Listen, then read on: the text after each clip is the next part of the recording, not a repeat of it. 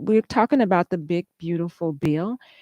And the Big Beautiful Bill is a term that's used to describe a broad legislative proposal that aims to cut government spending, particularly in healthcare and social programs.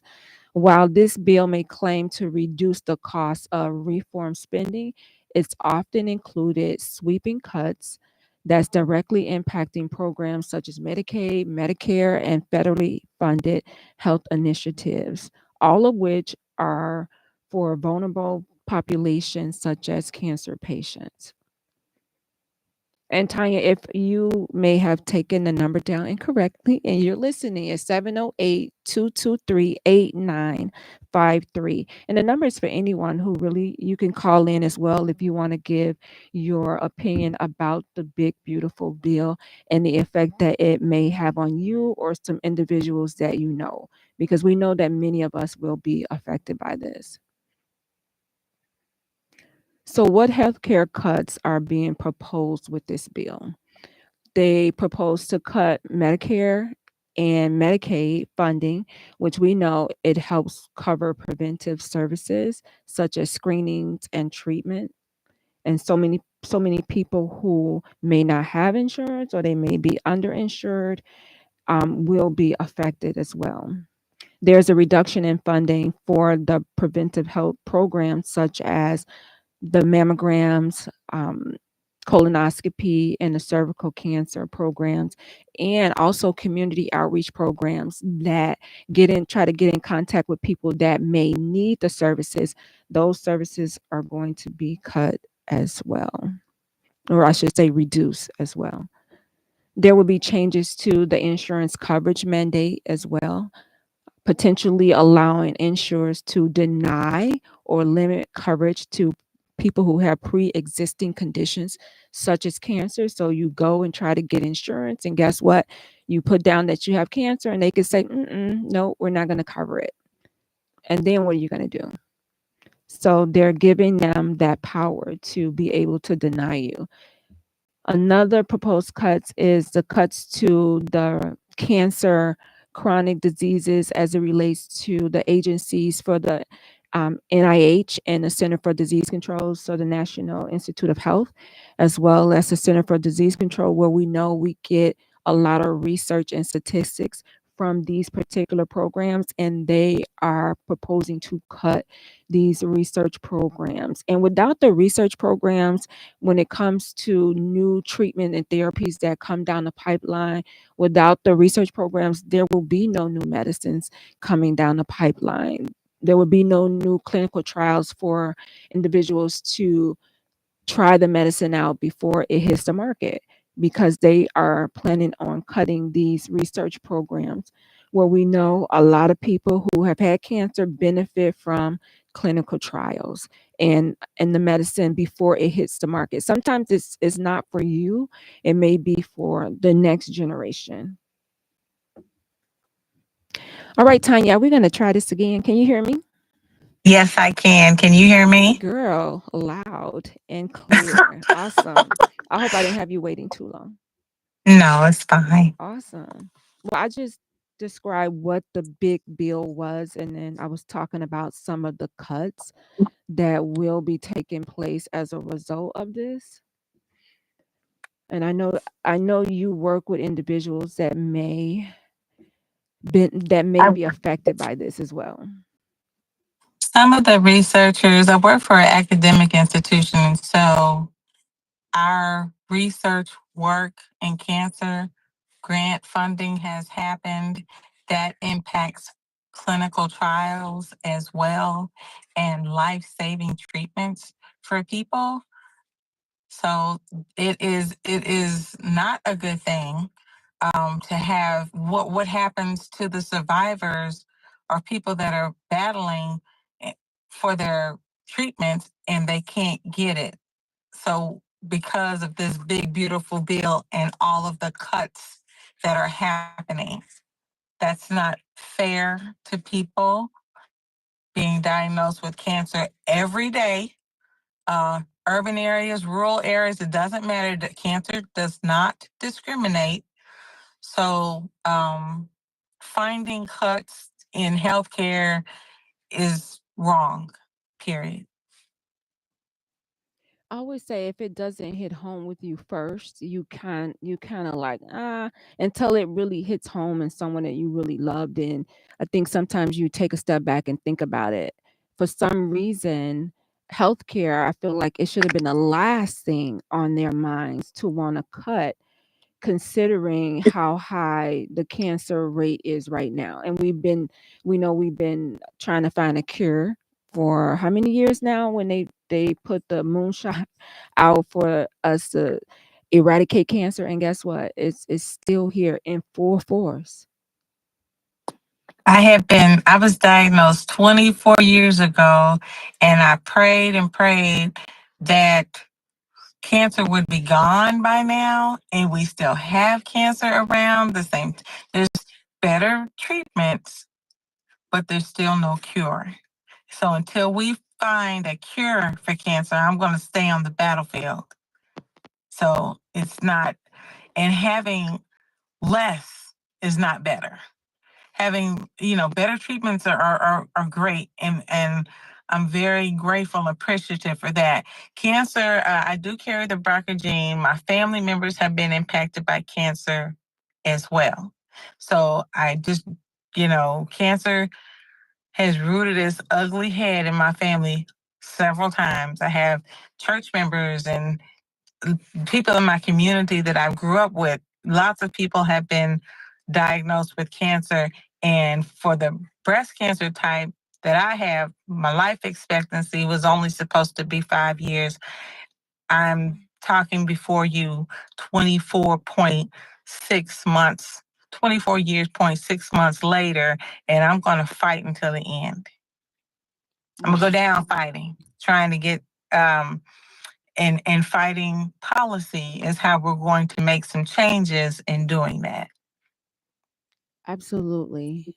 When I first started my advocacy work, I didn't know that that's what it was. But when I first started, I'm like, how are we going to get anything done? Especially just, me talking to like everyday people. And then when I came across the National Breast Cancer Coalition, I was like, okay, this is it. This is it right here. It's about policy. It's about talking to our legislators who actually vote on these things, and let them know how we feel, what it is that we want, and what we need, and who's being affected by it. So I totally agree with policy.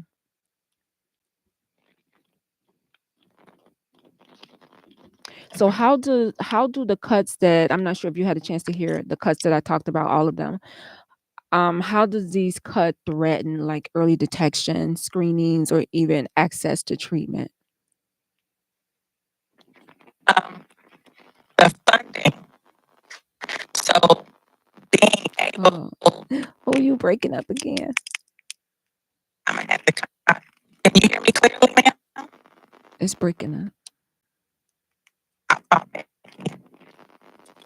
What's that number? Let me confirm. 708-8223. No, 708-223-223. 708-223-8953.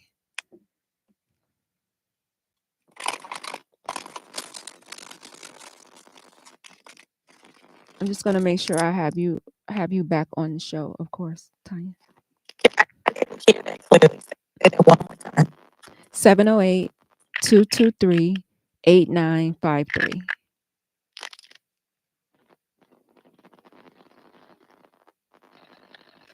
708. 223-8953.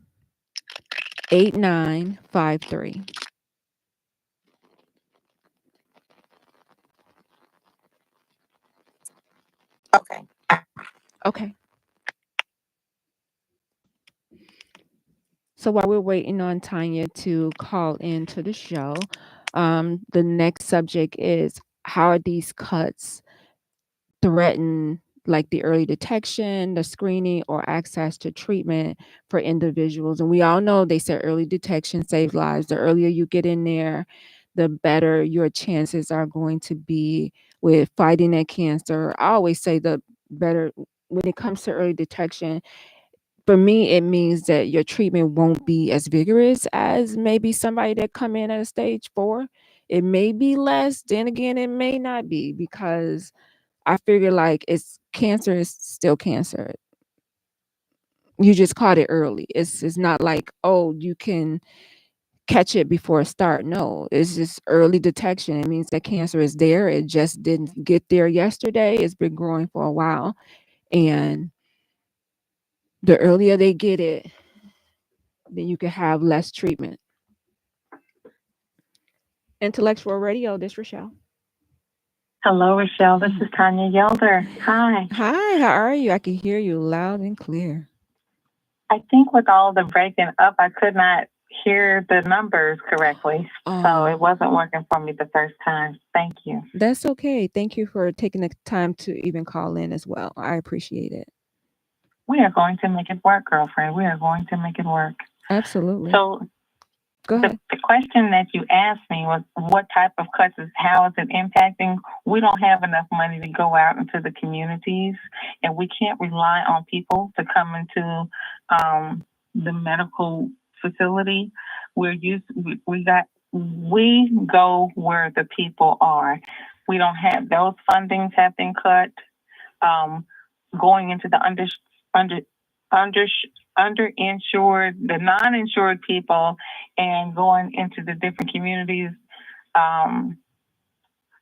the Black communities, the Hispanic communities that do not have access to care.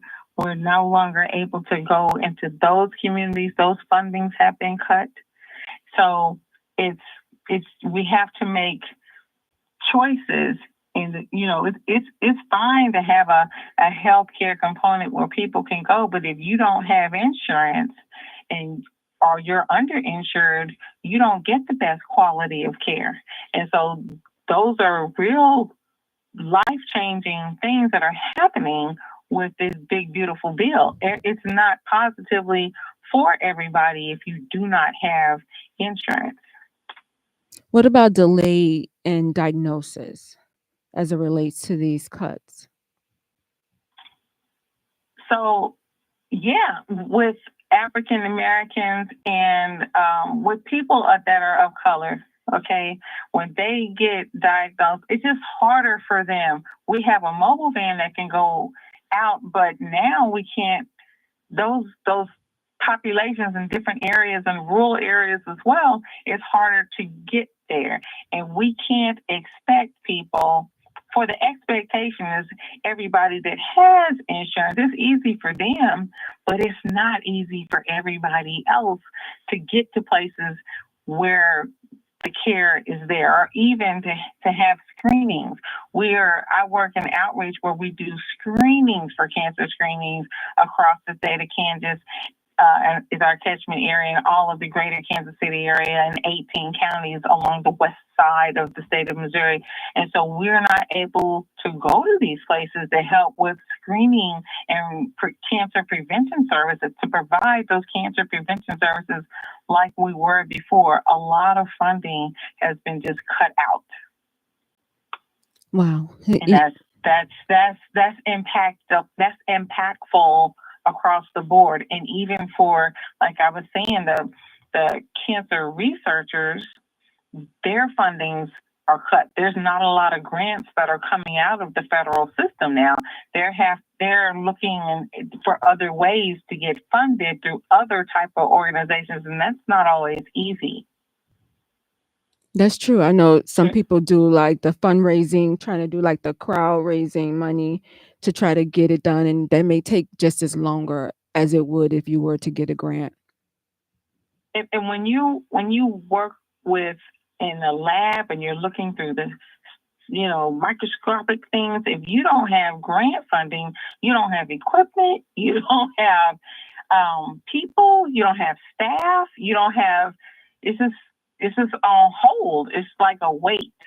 It's like a weight, and that's a reduction in force, because some people aren't going to be able to just sit around and wait. So loss of jobs. Loss of jobs. It's coming out of, yes.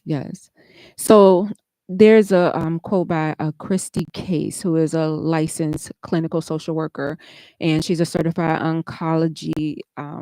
She works in the oncology center in New Jersey, and she says health insurance is one of the most significant predictors in surviving a cancer diagnosis, in part because cancer care is unaffordable for most people. Depending on the diagnosis, most cancer patients are getting about 4 to 16 treatments of chemotherapy, and it could be easily upward to $50,000 a treatment. And who has that to pay out of pocket if they don't have insurance? Nobody. Nobody I know. Absolutely. Nobody I know. Absolutely. And then you think about the people that are on Medicaid.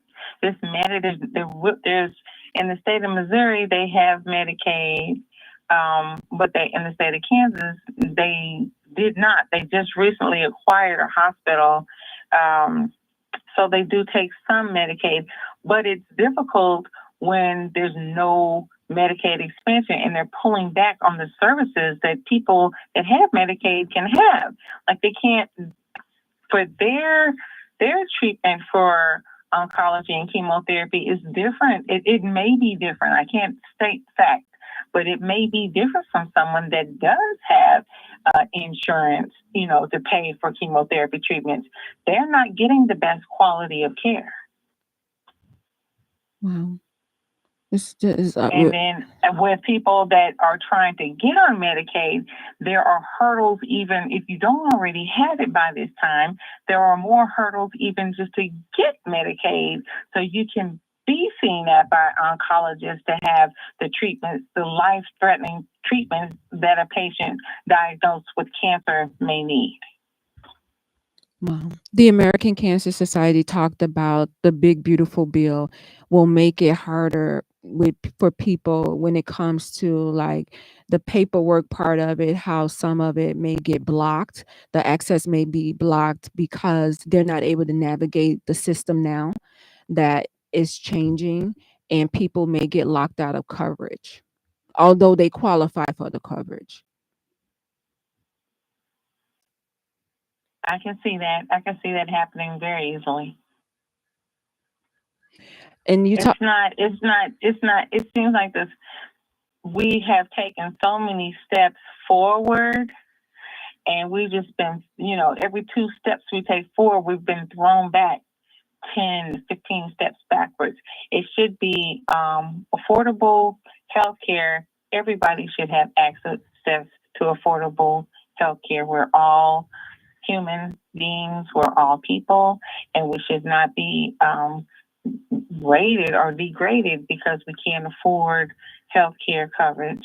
I mean, our country should allow people that need this particular life-saving treatments to have them. Absolutely. It's just each state is different, and the state. I live in the state of Missouri. I work in the state of Kansas, and it's like, huh? Like, why is it in each state makes that determination? We have the Affordable Care Act that is a federal across the board, but it's up to each state to accept that Affordable Care Act or not. Wow. And I know you talked briefly about the rural areas and the underserved communities, and they were saying how care for them is even going to be worse because of some of these cuts. And some of the hospitals that have already closed, they're going to be more closing, so they're not even going to have access to care. And so treatment for them is really going to be limited. We have people. Well, I'm pretty sure you're not overly familiar with the state of Kansas, but it's like a 6-hour drive from the east side to the west side of the perimeter. And there's some cities that are in the more rural areas on the western side and the southwest area.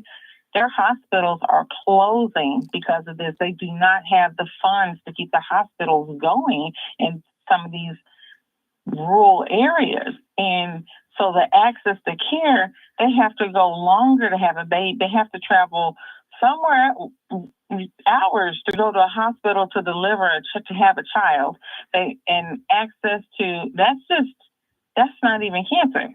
So having just regular health care is a problem. It's things are just being shut down, and that has nothing to do with your regular person. That's policy. That's state policy, federal policy, and dollars are being taken away and spent elsewhere. And I don't know who's voting for that, but I'm not voting for that.